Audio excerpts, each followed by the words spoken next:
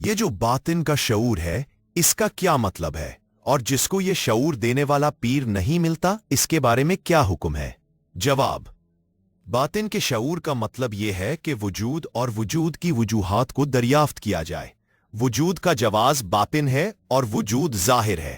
وجود کا انجام باطن ہے اور وجود ظاہر ہے۔ وجود کا سبب باطن ہے اور وجود ظاہر ہے۔ گویا کہ اسباب، وجوہات، نتائج، جواز اور احساسات سارے باطن ہیں۔ ظاہر سے باطن کو دریافت کرنا بڑا راز ہے، اور اگر یہ سمجھ آ جائے تو تصوف ساتھ ہی کھڑا ہے۔ متلاشی دراصل خود کسی کی تلاش ہوتا ہے۔ اگر متلاشی کسی کی تلاش میں نہ ہو تو تلاش کبھی پیدا ہی نہ ہو۔ اگر آپ کو اپنی تلاش پر یقین ہے تو اس کا ملنا اور نہ ملنا دونوں بے معنی ہے۔ تلاش فی نفسہ انجام ہے۔ جن لوگوں کو اس بات کا یقین ہے وہ دعا کرتے رہتے ہیں کہ خدا کرے کہ یہ دکھ دور ہی نہ ہو ہرگز۔ تلاش ایسا مضمون ہے کہ متلاشی چاہتا ہے کہ ہمیشہ تلاش کرتا ہی جائے۔ یہ وہ سفر ہے جس کا کوئی کنارہ نہیں۔ یہ خود سفر ہے اور سفر کے بعد بھی سفر ہے۔ اس کا حاصل بھی سفر ہے اور انجام بھی سفر ہے۔ جنہیں راستے میں گرو نہیں ملتا ان کے سفر کا خیال ہی گرو ہے۔ سفر کا ذوق ہی گرو ہے۔ سفر کی لذت ہی گرو ہے۔ ان کا گرو عشق ہے۔ عشق جب امام بن جائے تو اسے کسی اور امام کی ضرورت ہی نہیں۔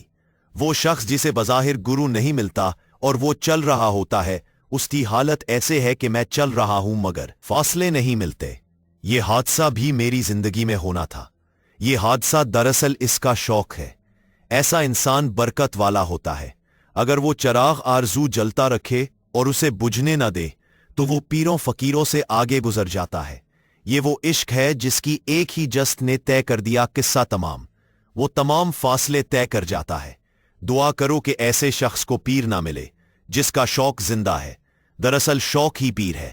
آخر یہ دیکھو کہ اس شخص کی کیا خوبی ہے کہ اسے اتنا بڑا مرتبہ تو ملا، پیر نہیں ملا۔ وہ خوش قسمت ہوتا ہے۔ پیر کا ملنا خوش قسمتی ہے۔ پیر آپ کے شوق کی زلفیں سنوار دیتا ہے، اور اگر پیر نہ ملے تو شوق والہانہ انداز اختیار کر کے فاصلے طے کر جاتا ہے۔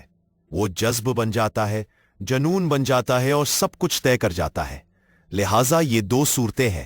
وہ بڑی قسمت والے لوگ ہیں جنہیں پیر نہ ملے، اور جنہیں مل جائے وہ اپنی جگہ قسمت والے ہیں۔ وہ سب کچھ پیر کے حوالے کر دیتے ہیں، جیسے بیماری کو ڈاکٹر کے حوالے کر کے مریض خود سو جاتا ہے۔ اب اصل بات یہ ہے کہ کھیل پیر کے لیے نہیں بلکہ قادر کے لیے ہے، اور قادر سب کچھ جانتا ہے۔ آپ کے سفر کو جانتا ہے، آپ کے مقصد کو جانتا ہے، آپ کی نیت کو جانتا ہے۔ آپ اپنی مرضی کو تقدیر سمجھ لیتے ہیں، حالانکہ تقدیر آپ کے پیچھے لگی ہوئی ہے۔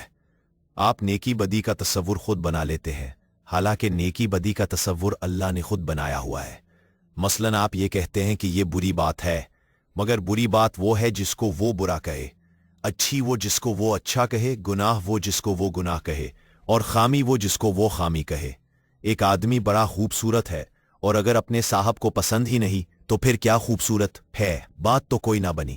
جس کی تعریف یہ ہے کہ اسے قبول کرنے والا عشق موجود ہو۔ وہ حسن کہ جسے عشق نہیں ملا، اس حسن کو ہم کیا کہیں سوائے محرومی کے؟ اور اگر حسن نہیں ہے اور اسے عشق مل گیا تو عشق کا ملنا ہی حسن ہے، ورنہ وہ حسن محرومی ہے۔ اگر محبوب کو طالب مل جائے تو وہ محبوب کہلاتا ہے، ورنہ محبوب کی اور کوئی صفت نہیں سوائے اس کے کہ کوئی چاہنے والا ہو۔ اگر کوئی چاہنے والا نہیں ہے تو کوئی کتنا ہی حسین ہو بیکار ہے۔ اگر آپ کے اندر طلب کی تمنا نہ ہو تو آپ کتنا ہی اچھے ہو جائیں بیکار ہے۔ گویا آپ کے اندر تضاد پیدا ہو گیا۔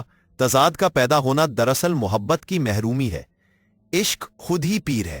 حضرت میاں میر سے کسی نے آ کر کہا کہ آپ کا مرید کہتا ہے میرا پیر اللہ ہے۔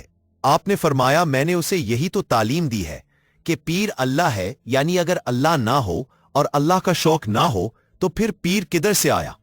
اگر آپ سفر کی بات چھوڑ کر انجام کا ذکر کریں تو پیر انجام ہے، وگرنہ تو پیر راستہ ہے، سفر ہے اور ہم سفر ہے۔ اصل مقصد اور انجام اللہ ہونا چاہیے۔ اس لیے بعض اوقات پیر کا نہ ملنا کوئی حرج کی بات نہیں۔ یہ کسی کا قصور نہیں بلکہ ایک طرح سے اس شخص کی خوبی ہو سکتا ہے۔